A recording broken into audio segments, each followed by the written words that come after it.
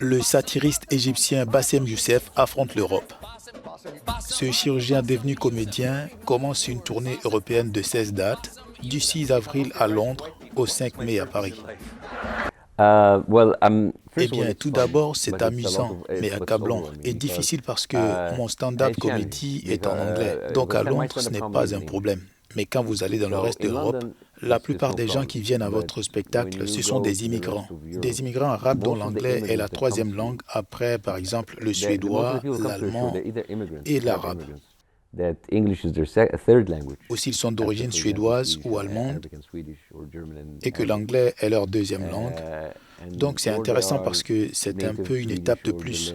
En Amérique, on fait soit pour les Américains où l'anglais est votre première langue, soit pour les immigrants.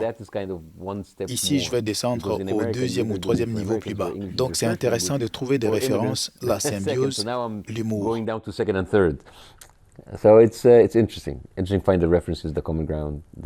Dans ses spectacles, Youssef dépeint son histoire d'origine. À 50 ans, il a connu une trajectoire inhabituelle vers le podium. Donc, je tourne avec ce spectacle depuis quelques années déjà.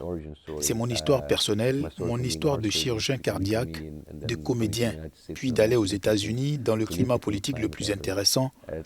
Obtenir ma citoyenneté américaine, c'est comme devoir s'adapter aux réalités du monde et trouver l'humour dans tout cela.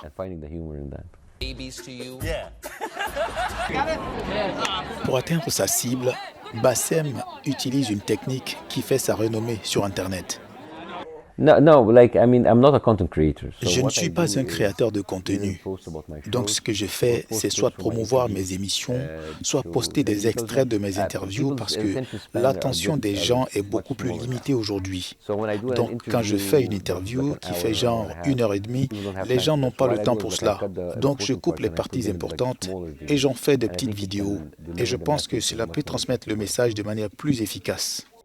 Et le chirurgien cardiaque a l'intention de toucher le cœur du public européen.